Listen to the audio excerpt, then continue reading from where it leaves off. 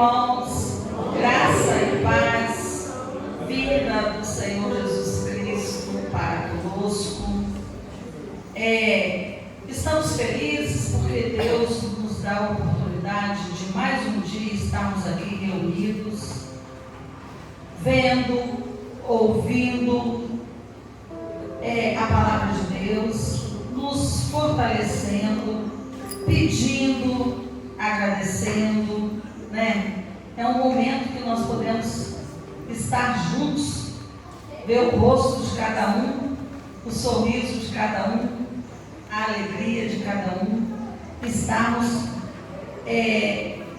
podendo compartilhar o que nós temos durante a semana, o que nós recebemos durante a semana com os irmãos. Vamos, se nós temos algum visitante que esteja feliz conosco, volte sempre, esteja à vontade, e a Primeira Igreja Batista em Geraldo Monteiro está de portas abertas para que nós possamos caminhar juntos.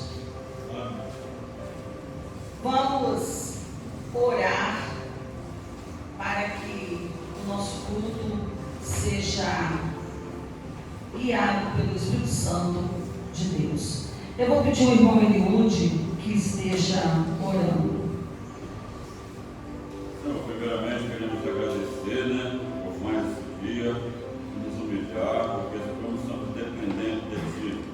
Agradecemos pela escola dominical, que houve, onde os professores, os alunos aprenderam, Senhor, sobre Ti. Obrigado por essa grande lição, Senhor, que o Senhor deu para nós nessa manhã. Queremos agradecer também pela vida da irmã Janete, agradecemos também os louvores, Monteiro, a palavra. Senhor, dê entendimento a nós do Teu querer. Cuida da gente, em nome de Jesus. Amém. Amém.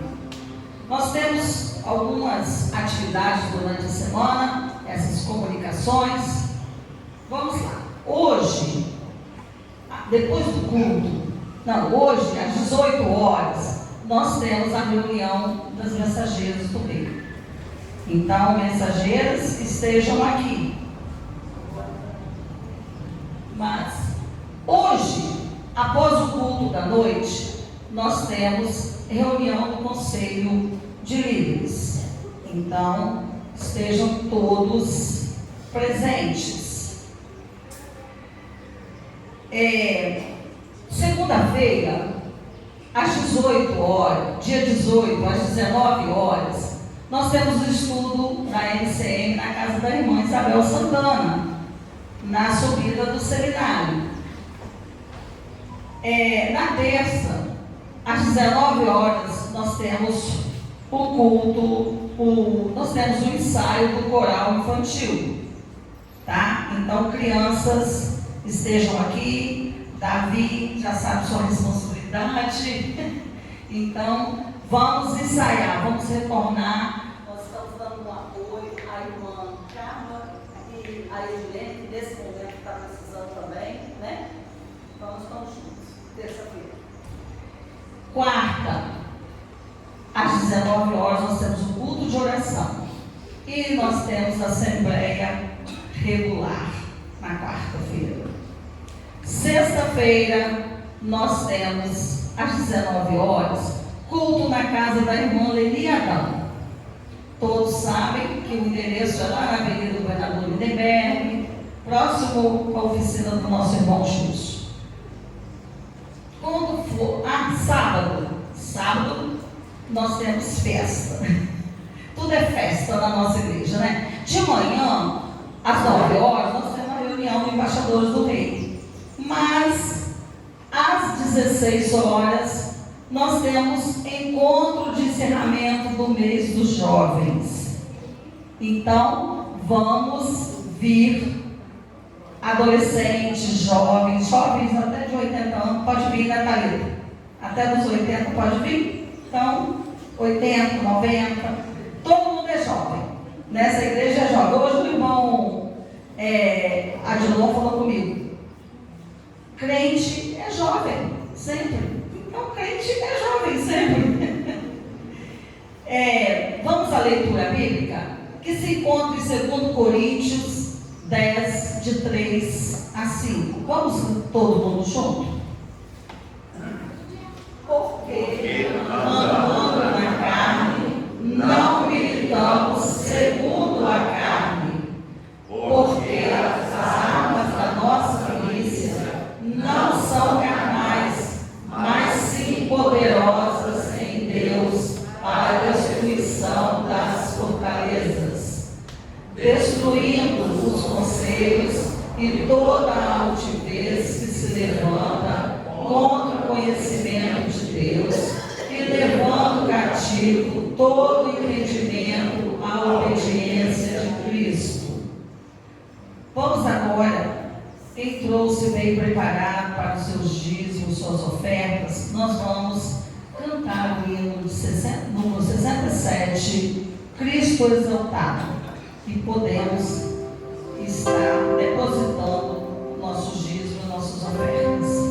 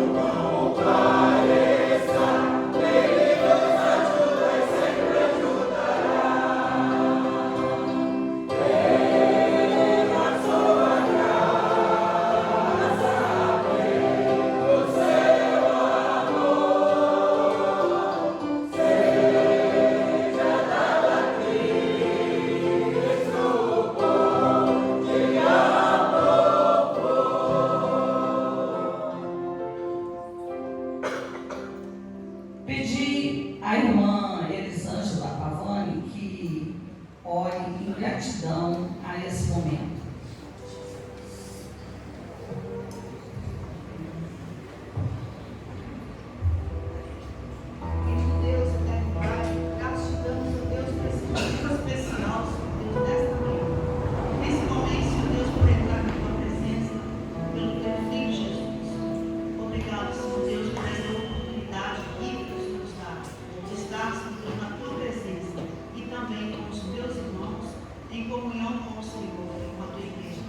Obrigado, Jesus, por tudo que o Senhor tem feito em nossas vidas, pela tua amada igreja, pelos trabalhos, ó Deus, pelos frutos, ó Deus, que nós estamos vendo. É com o coração cheio de gratidão, Senhor Deus, que nós nos rendemos a Ti, Senhor, nesta manhã. Deus, este culto, Senhor Deus, que ele esteja na direção do Senhor. Que o teu Santo Espírito, ó Deus, venha trabalhar nossas vidas, os nossos corações. Pai, nós entregamos nas tuas mãos a vida de cada um e aqueles que estão, Senhor Deus, com compromisso, Pai, na direção deste trabalho. Nós rendemos graças ao Senhor, te agradecendo nesta manhã pelo novo e vivo caminho do teu Filho Jesus. Obrigado, Deus. O Ministério de Louvor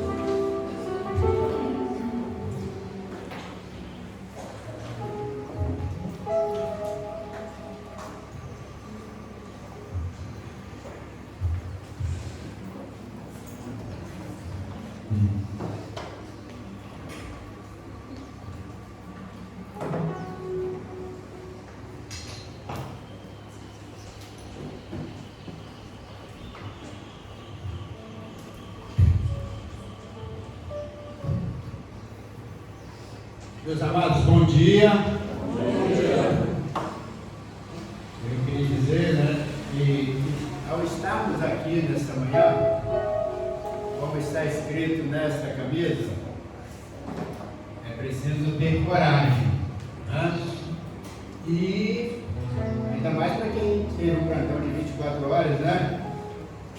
Entrou ontem às 8 da manhã para sair 8 da manhã, tem que ter coragem mesmo, né, pastor? Mas é nesse sentido que nós nos colocamos na presença de Deus, e até para ir para o céu tem que ter coragem, meus irmãos. Porque a vida cristã é desafiadora.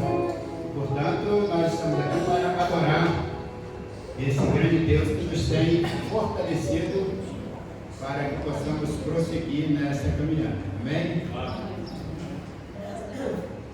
Vamos pedir aos irmãos que estejam em pé para que possamos cantar com mais alegria e vibração.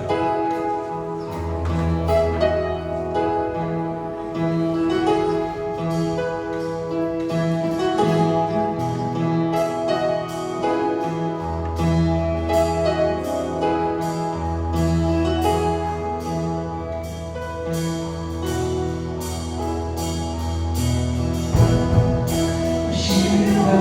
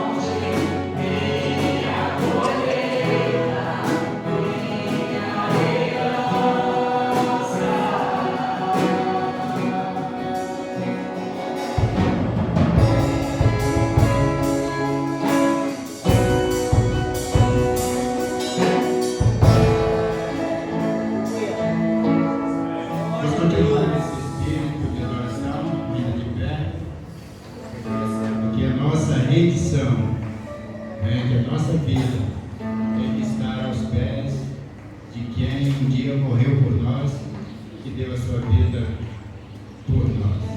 Amém?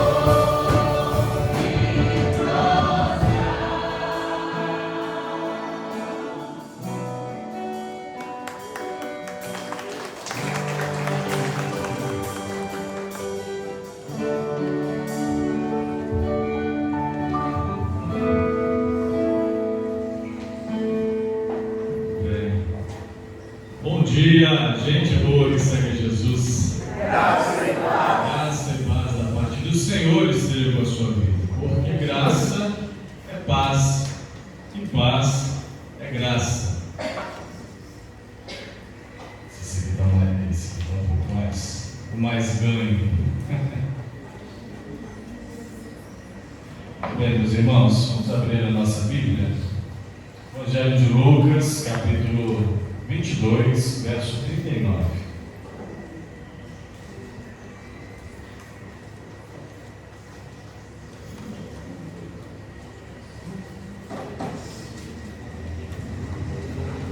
Me alegra o coração ver você aqui nessa manhã, muito bom ter você conosco, nossas irmãs da congregação. Deus abençoe a vida de vocês. Muito bom ver aqui o nosso irmão Mariano. Nosso irmão Mariano, eu vi ele aqui. Cadê ele? Ele muito bom ver o irmão Mariano. Tínhamos alguns domingos que não víamos. Ele esteve passando mal, doente, né? Muito bom ver a presença do irmão e dos demais também. É sempre bom ver os amados cultuando ao Senhor juntamente. Como é bom e agradável vivermos em união e adoração aos todos. Lucas 22, verso 39. Você vai se identificar com esse texto, porque ele fez parte da sua leitura, você da classe de jovens e adultos, sua leitura diária da semana. Ele foi um texto lido hoje na devocional da manhã.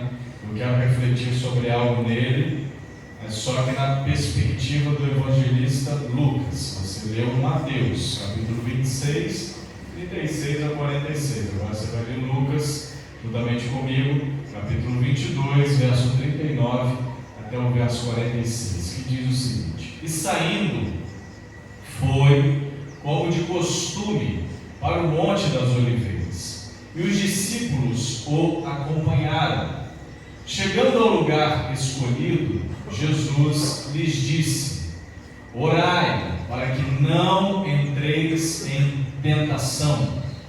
Ele, por sua vez, Jesus, se afastou cerca de um tiro de pedra, uma distância não muito longa, mas também não muito perto, da onde os seus discípulos ficaram. E de joelhos orava, dizendo: Pai, se queres, passa de mim este cálice. Contudo, não se faça a minha vontade, e sim a tua. Então lhe apareceu um anjo do céu que o confortava, e estando em agonia, orava mais intensamente. E aconteceu que o seu suor se tornou como gotas de sangue caindo sobre a terra. Levantando-se da oração, foi ter com os discípulos e os achou dormindo, de tristeza ou de cansaço. Não sei o que levou esses homens a cochilarem, a dormirem num momento como esse. E disse-lhes, Jesus vira para eles e fala: Por que estáis dormindo? Levantai-vos e orai, para que não entreis em tentação. Vamos orar então? Feche seus olhos em nome de Jesus. Pai querido, obrigado, Senhor, pela tua palavra que foi lida. Obrigado, meu Deus, pelo privilégio que o Senhor nos dá nesta manhã, de podermos estar na presença do Senhor em culto, em adoração ao teu nome, podendo, ó Deus, refletir na tua palavra, podendo, ó Deus, ouvir a voz do Senhor através da tua palavra que foi lida, através do estudo que já foi feito na Escola Bíblica Dominical, através, Senhor, de todas as ações que foram feitas aqui, as canções, a leitura da tua palavra na devocional. Meu Deus, tudo cremos e fazemos para a glória do teu nome, para culto ao Senhor.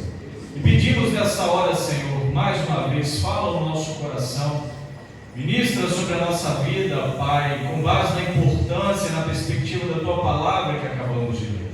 Que nesta experiência tão angustiante, difícil, desafiadora de Jesus, nós possamos crescer, aprender mais, meu Deus, amadurecer mais, dar um passo a mais no nosso amadurecimento como cristãos, para a glória e honra do teu nome, Senhor. Amém. Amém. Muito bem, meus irmãos. Esse texto, eu acabei de citar agora há pouco, ele está em Mateus, está em Lucas, e temos também registro dessa experiência, desse momento no Evangelho de Marcos, capítulo 14, a partir do verso 32 até o verso 42. Então, nessas três porções, dos três evangelhos, Mateus, Marcos e Lucas, nós temos essa experiência de Jesus no Getsemane, ou no Monte das Oliveiras, como aqui no texto de Lucas, os irmãos perceberam muito bem, quando Jesus sai, como de costume, porque Lucas, ele é bem detalhista em alguns pontos, quando ele fala das experiências de Jesus. Ele vai dizer como de costume, porque sim, era um hábito de Jesus frequentar o Monte das Oliveiras. O Monte das Oliveiras era um monte alto, um monte com aproximadamente 1 quilômetro de comprimento, um monte que ele tinha uns 100 metros a mais que o monte a qual estava construído o Templo de Jerusalém.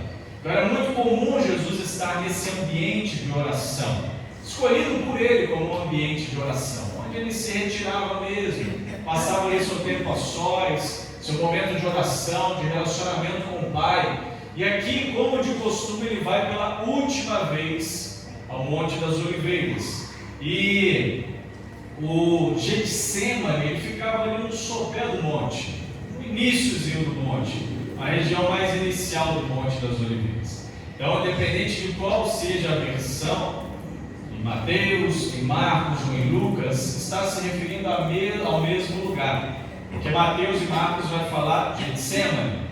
Mas você que é um estudioso da palavra de Deus, você que é um leitor da Bíblia, talvez você tenha em mente aí no seu, esteja passando aí na sua mente, que, tá vendo, nem o que é o melhor da planta. Esse aqui vai segurar mais. Você que é um estudioso da palavra, você deve estar aí na sua mente, nas suas conclusões, pastor, mas João também fala sobre Jesus no Getsemane. Talvez aí João capítulo 18, pastor, fala sobre Jesus no Getsemane. Fala, mas não fala. Se você, algumas Bíblias, a nossa Bíblia aqui do Centenário, ela não é dividida por subtítulos ali, tem um capítulo com alguns títulos subdivididos, ela é uma leitura corrente, direta, sem essas subdivisões. Se na sua, em João capítulo 18, está lá, Jesus no Getsemane, não está errado o texto, só que o contexto ali é diferente. Essa aplicação de João 18 vai se referir ao momento da prisão de Jesus. Não vai falar desse momento aqui de oração, de relacionamento com os seus discípulos, desse momento dessa angústia do Senhor, dessa busca ao Pai por consolo, por conforto e também, de certa forma, por ensino aos seus discípulos. Então, a sequência do texto, por exemplo, Lucas capítulo 22, verso 47, essa sequência aí sim vai bater lá com João capítulo 18, verso 1. Tem lá título Jesus no Getsemane. Mas pastor, por que você está falando sobre isso? Só uma curiosidade. Só para depois você não pensar assim, pastor, tinha João, não citou João. Mas João é outra realidade diferente desse contexto aqui que eu estou destacando. Pois bem, como eu já disse em outras ocasiões, quando nós olhamos para porções assim do texto bíblico, principalmente dos evangelhos, nós podemos ver conexões entre porções semelhantes. Mateus, Marcos e Lucas, quando fala desse ponto, dessa experiência de Jesus no Getsemane, há algumas conexões e também algumas coisas diferentes entre eles. Mas essas diferenças não tornam o texto errado, nada disso, nenhum texto bíblico está errado. A questão é a percepção do autor. Então, dentro do entendimento, do contexto, do tempo, porque os evangelhos foram escritos em tempos diferentes, cada um desses autores transcreveu, colocou no papel a sua visão daquilo que ele ouviu ou daquilo que ele experimentou, daquilo que ele viu dentro dessa experiência aqui. E é muito interessante quando nós fazemos esse comparativo. Então o desafio também é você, depois como um exercício de casa, pegue esses três textos, Jesus no Getsemane, Mateus, Marcos e Lucas, leia-os e vá destacando essas diferenças. isso traz um aprendizado, um crescimento, fortalece bastante a nossa percepção do texto. Algumas coisas eu já citei, por exemplo, como essa referência do Monte das Oliveiras em Lucas, Jesus no Getsemane em Mateus e Marcos. Mateus e Marcos, Jesus leva Pedro, Tiago e João para orar separado. Lucas não fala sobre isso. Pedro, Tiago e João, dentro dos evangelhos, eles são tidos como amigos muito próximos de Jesus. Pedro, Tiago e João eram aqueles amigos mais íntimos de Jesus. E dos três, João era o mais próximo ainda. Então, eu acredito que nessa experiência, nesse momento, nessa quinta-feira à noite, essa última semana de Jesus, em qual ele está passando, nós temos conversado muito sobre isso na jornada até a cruz, à noite, as mensagens de domingo à noite, lá do capítulo 13 de João até o capítulo 17, temos falado bastante dessa quinta-feira à noite. Hoje vamos dar sequência, capítulo 17 ainda de João. Então, nesse momento aqui, Jesus quer passar um período mais próximo desses amigos mais próximos, um período onde ele pudesse orar por eles, onde ele pudesse talvez até mesmo receber palavras de consolo daqueles amigos, aqueles homens que haviam sido escolhidos como apóstolos de Cristo, os enviados, aqueles que dariam continuidade à pregação da palavra de Deus. Só que aí Jesus vai perceber que aquilo que ele lutou muito com esses homens ao longo dos seus 3 anos e meio de ministério terreno, naquele momento ele também enfrentou, que era a descrença, o descrédito talvez, a descredibilidade, aquela percepção de que aquilo que Jesus estava falando ao longo desse tempo todo, e aquele momento que eles estavam vivendo, ele era algo muito sério, era algo desafiador. Mas o texto vai dizer para nós que aqueles homens, ao invés de se unirem a Jesus em oração, ao invés de se aproximarem do Senhor, ao invés de consolarem Jesus, percebendo que aquilo que Jesus havia dito várias vezes, em Mateus pelo menos 3 vezes para eles, que iria acontecer, talvez em vez desses homens estarem ali próximos de Jesus, percebendo que esse tempo havia chegado, que essa hora havia chegado, o que esses homens estavam fazendo? Dormindo. E às vezes a gente está assim, mas talvez não fisicamente, mas espiritualmente, desconectado, desmotivado, distante. Deus está agindo, o Senhor está fazendo, o Senhor tem operado, a gente não está nem percebendo, porque a gente está dormindo. Então Jesus volta, depois de alguns momentos de clamor. Marcos e Mateus, vamos dizer que ele leva Pedro e Tiago, depois ele se retira sozinho também para orar, mas Lucas vai dizer que aquele momento de oração talvez pode ter sido junto, entre eles apenas, em algumas ocasiões Jesus se retira, não importa qual seja a forma, se eles estavam com Jesus, ou se alguns apenas estavam com Jesus, mas eles não estavam atentos àquilo que estava acontecendo, não estavam atentos à angústia que estava tomando conta do coração humano de Jesus, porque o nosso Deus, Senhor Jesus encarnado, Deus, 100% Deus, também era 100% homem. A diferença da humanidade de Jesus para nós é que em Cristo não havia pecado. Jesus não era pecador, como eu e você somos. Não havia erro em Jesus, não havia falhas em Jesus. Era um ser humano perfeito, Deus encarnado.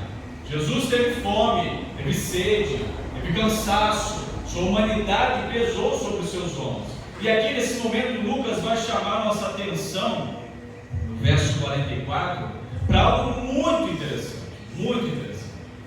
Tamanha foi a angústia de Jesus, tamanho foi o sofrimento do Senhor, tamanho foi aquilo que trouxe ao seu coração toda a tensão daquilo que estava por vir, porque Jesus sabia o que estava por vir.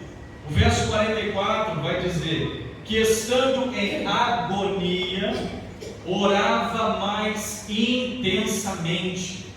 E essa agonia de Jesus era tão forte, essa tensão sobre a pele de Jesus era tão forte. Jesus estava passando por um dilema tão desafiador ali na sua vida, por quê? Porque ele sabia o que estava por vir.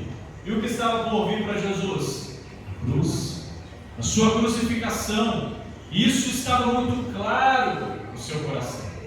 Estava muito claro a tal ponto de, em uma das suas orações, nos seus momentos de oração, ele clamava ao Pai: Pai, se possível, faça o quê? Afasta de mim, passa de mim, tira de mim esse cálice, isso que eu estou para beber, para passar. Contudo, não seja feita a minha vontade, mas a sua. Você tem orado assim a Deus? Deus, que não seja feita a minha vontade, seja feita a sua vontade sobre a minha vida. Ou você tem orado a Deus: Senhor, faça a minha vontade, seja feita a minha vontade sobre a minha vida e não a sua. Como você tem orado ao Senhor? Jesus, Deus encarnado, dentro dessa dinâmica do relacionamento Deus Filho com Deus Pai, nos ensina que a vontade sobre a nossa vida sempre tem que ser a de Deus, que tem que prevalecer sobre a sua vida, meu irmão, minha irmã, é a vontade de Deus. Então clame ao Senhor: Deus, faça sobre mim a tua vontade, mesmo que a vontade do Senhor sobre a sua vida não seja aquilo que você quer para você. Você acha que, humanamente falando, Jesus queria isso sobre a vida dele? Sim ou não? Humanamente falando, sim ou não? Não! Quem quer passar por uma situação dessa, como Jesus estava para passar? Ninguém quer passar por isso, mas ele está dizendo: Pai, seja feita a tua vontade. E essa agonia, essa tensão, esse momento de dificuldade, de dor, de solidez, de solidão, porque ele contava com os seus discípulos, mas ele estava percebendo que seus discípulos estavam mais preocupados em dormir, porque eles estavam cansados, alguma coisa estava pesando sobre os seus ombros, e essa agonia, essa tensão aumentava cada vez mais, a tal ponto de Lucas testemunhar no verso 44 que o suor, e aconteceu que o seu suor se tornou como o quê? Gotas de sangue caindo sobre a terra. Isso aqui é literal. Isso aqui é literal. Esse ocorrido aqui com Jesus, talvez aqui dentro do contexto não tinha nome, mas hoje a ciência já sabe o nome disso aqui. Isso aqui se chama hematidrose. É um efeito que acontece sobre o corpo humano, onde quando a tensão é muito grande, a ansiedade, a preocupação, a dor, o sofrimento emocional se angustia de tal forma que o sangue sai pela pele. Ele se mistura ali ao suor da tensão. Mas é claro, não é sangue no sentido de jorrar sangue. Como se você cortasse, fizesse um corte, escorresse aquele sangue. Então o sangue vai se misturando ao suor. E aquela gotícula avermelhada de sangue com o suor vai brotando da pele do indivíduo. Então percebam o tamanho e a tensão de Jesus nessa situação aqui. E os seus discípulos estavam dormindo. Não estavam nem aí para aquilo que estava acontecendo. Mas, graças a Deus, que quem conforta, quem consola o nosso coração é quem? É o próprio Deus. E o Salmo 91, verso 12, dá testemunho disso. Lucas vai falar e vai também afirmar sobre isso, no verso 43, que ali naquela ocasião apareceu um anjo do céu e fez o quê? Confortava Jesus. Faltou conforto dos discípulos, faltou conforto humano, mas não faltou conforto divino. Então pode ser que falte sobre a sua vida conforto humano. Pode ser que as pessoas não estejam vendo o seu sofrimento. Pode ser que as pessoas não estejam sentindo a sua dor. Pode ser que as pessoas estejam te abandonando, não estejam acompanhando você de perto. Mas saiba que o conforto divino não falta sobre a sua vida, para você que crê. Amém? Para você que confia em Deus. Salmo 91, verso 12. Dá testemunho disso. Abre a sua Bíblia para você confirmar isso que eu estou falando para você. Salmo 91, verso 12. Salmo 91, 12 diz: eles te sustentarão nas suas mãos, para não tropeçares em alguma pedra. A promessa e conforto de Deus que aconteceu, foi real sobre a vida de Jesus, e a promessa de proteção direção, de conforto da parte do Senhor sobre a sua vida, porque aquele que habita no esconderijo do Altíssimo, à sombra do Onipotente, descansará. Terá refrigério, terá consolo, terá conforto. É interessante que em Mateus e Marcos há uma referência bem nítida de que Jesus fez esta ação aqui de se retirar para orar por 3 vezes. E é interessante que em Mateus e Marcos, Jesus, quando em alguma dessas vezes volta e encontra seus discípulos dormindo, ele vai chamar a atenção deles e o texto vai afirmar que ele vai fazer uma referência direta a Pedro. E logo antes disso, Jesus tinha alertado a Pedro: fica ligado, Pedro, você vai me negar, você vai passar por uns apertos aí, então vigiai para que não entreis em tentação. Na verdade, o espírito está pronto, mas a carne é fraca. Então Pedro, que simboliza muito de nós, Pedro que caracteriza muito a nossa humanidade, está nos ensinando aqui que não podemos deixar de vigiar. Somos vigilantes. Jesus nos alerta: vigia, ore. Você pode entrar em tentação. Mas pastor, que tipo de tentação? É só aquela quando vier aquele bicho mesmo? Não, tomara que não. Nunca passe por isso. Aquelas tentações que vêm no seu coração, sua mente. Às vezes você acaba projetando-as, fazendo alguma coisa, ou até mesmo vivendo aí dentro de você mesmo os seus dilemas que acabam trazendo dificuldade para a sua vida, para o seu coração, para a sua caminhada cristã. Eu quero concluir sintetizando isso aqui que eu disse para os irmãos, que muitas das nossas batalhas são pessoais. Muitas das batalhas que você enfrenta são pessoais. Às vezes você vai querer contar com alguém, mas muitas delas você vai ter que enfrentar sozinho. Você e Deus. É você e mais ninguém. Mas graças a Deus que você tem a Deus na sua vida para enfrentar essas batalhas com você. Porque nem sempre haverá pessoas dispostas para pagar um preço com você, e um preço por você também. Às vezes até os de casa nos abandonam nessas nossas caminhadas, nas nossas batalhas do Getsemane. Mas saiba que Deus está contigo. Saiba que mesmo em momentos de agonia, Deus não te desampara. Busque forças em Deus para seguir o teu propósito. Há propósito sobre a sua vida. Muitas coisas da parte do Senhor que eu quero fazer sobre a sua vida. Por isso não perca a direção de Deus sobre a sua vida. Esteja atento para não fraquejar durante o processo. Jesus avisou a Pedro, Jesus alertou a Pedro, Jesus chamou a atenção de Pedro, assim como Ele chama a nossa. Então esteja atento para não fraquejar.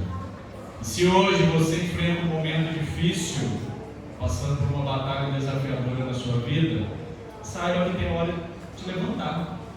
Tem hora que você tem que levantar. Jesus estava passando por um momento difícil, desafiador, angustiante sobre a sua vida, a tal ponto de suar gotas de sangue. Mas ele teve que se levantar e teve que encarar aquilo que estava diante dele. Então faça isso. Não fique prostrado demais. Não fique tanto tempo prostrado. Saiba que se existem momentos que você tem que se retirar para avaliar, para orar, buscar forças, mas tem hora que você tem que sacudir a poeira, levantar e seguir em frente, porque o sentido da vida é para frente, nunca é para trás. Jesus sempre alertou sobre isso. Quem tem posto a mão no arado, olha para trás, não olha para trás, siga em frente. O sentido da vida é para frente. Então, se você está enfrentando momentos difíceis na sua vida, saiba a hora de levantar. E se a hora for agora, levante. Então, se talvez você entende que não seja agora, peça ao Senhor: Senhor, me dê forças para levantar. Não me deixe desanimado, desanimada, prostrado, prostrada, ficar aqui, ó Deus, por muito tempo. Quero, Senhor, seguir em frente e continuar cumprindo o propósito, o chamado que o Senhor tem para mim. Amém, irmãos? Amém. Que Deus te abençoe em nome de Jesus. Vamos celebrar a ceia do Senhor. Quero convidar aqui nossos diáconos que estarão nos auxiliando. ministrando sobre a nossa vida, enquanto cantamos, enquanto servimos os elementos. Eu convido você nessa hora a avaliar aí na sua vida, como é que está a sua vida cristã diante do Senhor? Como é que está a sua caminhada com o Senhor? Você é membro desta igreja, Primeira Igreja Batista, em Jerônimo Monteiro, ou membro de alguma outra igreja evangélica, você que está nos visitando, ainda não é membro dessa igreja, como é que está a sua vida com Deus? Como é que está a sua caminhada com o Senhor? Você que já foi batizado nas águas, em nome do Pai, do Filho e do Espírito Santo de Deus, como é que está a sua vida com o Senhor? Você está em comunhão com Deus? Você está em comunhão com o Pai? Você está em comunhão com os irmãos? Sua vida está em conformidade com a vontade de Deus? Participe da ceia. Esse é o momento de celebração. Esse é o momento de culto. Esse é o momento de comunhão. Porque todas as vezes que nós comemos esse pão, bebemos o cálice, nós anunciamos a morte do Senhor, até que Ele venha para nos buscar. Por isso, não faça desse momento aqui um momento indigno. O que é isso, pastor? O que é um momento indigno? É quando você faz sem a consciência daquilo que você está fazendo. Então, para ter a consciência disso aqui, sua vida tem que estar em comunhão com o Pai. Então, é uma autoanálise que você faz agora. Quando você faz isso, eu quero orar por você. Porque eu não quero te estimular a estar indignamente diante do Senhor só para me agradar.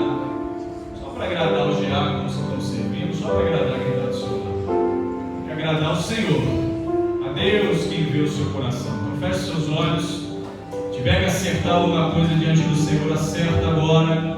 Ele está aí te ouvindo, de braços abertos para te atender. Se tiver que acertar alguma coisa com alguém, coloque a propósito aí no seu coração. Celebre a ceia e depois acerte. Deus querido, muito obrigado, Senhor, pela tua palavra. Obrigado, Senhor, porque o Senhor falou no nosso coração. Nós temos certeza disso, nos desafiando, nos dando, a Deus, a condição e entendimento daquilo que é a responsabilidade de te servir, de se relacionar com o Senhor, de confiar no Senhor. Nesta hora, Deus, nós estamos para cumprir uma ordenança do Senhor. Por isso, Pai querido, sonda o nosso coração como povo teu.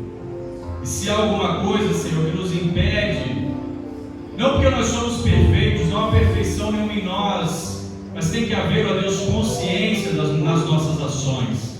Se há alguma coisa que impede que a nossa vida esteja consciente diante do Senhor, o Senhor, ó Pai, se for possível, ajuste agora no nosso coração, nos motive a consertar, a acertar, para que possamos, ó Deus, ao experimentar, ao viver, a cumprir essa ordenança do Senhor, fazer em conformidade com a vontade do Senhor, em espírito e em verdade, em adoração e em anúncio do teu santo e glorioso nome e da volta do Senhor.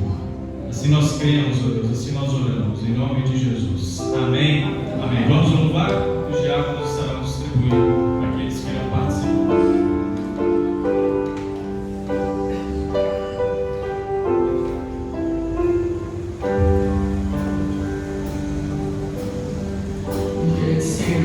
Oh,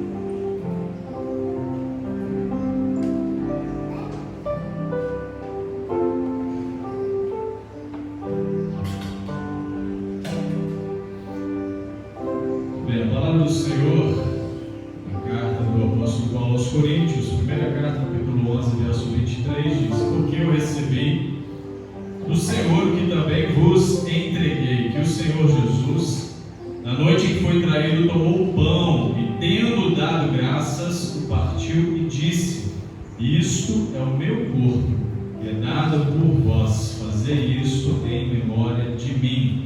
Em memória do nosso Senhor e Salvador Jesus Cristo, comamos todos do pão.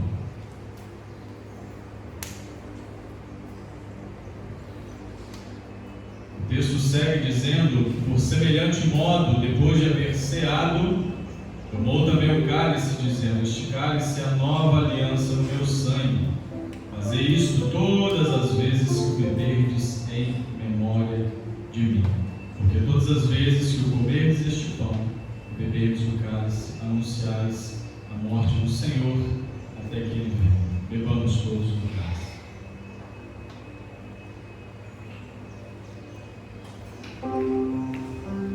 Irmão, Eliúde estará orando, agradecendo ao Senhor.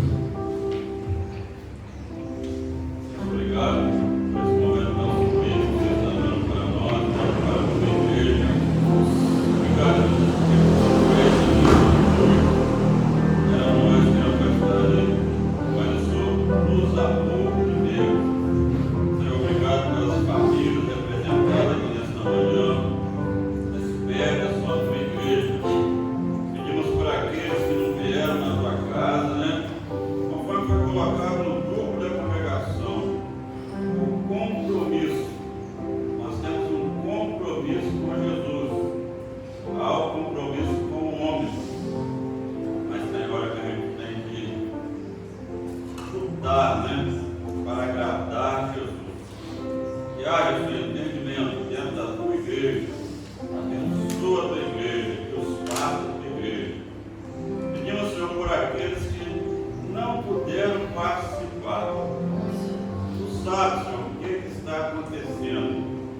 Quem somos nós para julgar os nossos irmãos? Né? Trabalha, Senhor, na vida deles. Trabalha mesmo. Para eles poderem, outra oportunidade que tiver, eles participar da celebração da ceia. Amém, Senhor. Trabalha, Senhor, eu tenho poder para isso. Amém. Trabalha também a conversão, porque a celebração da ceia é um momento de pregação da tua palavra. E quantos ainda não deram o passo para Jesus, estão deixando para depois. E o depois não pertence a nós. O agora pertence a nós. Agora o depois não. Então a salvação só é agora. E haja salvação de vida só nessa manhã. Amém. E haja despertamento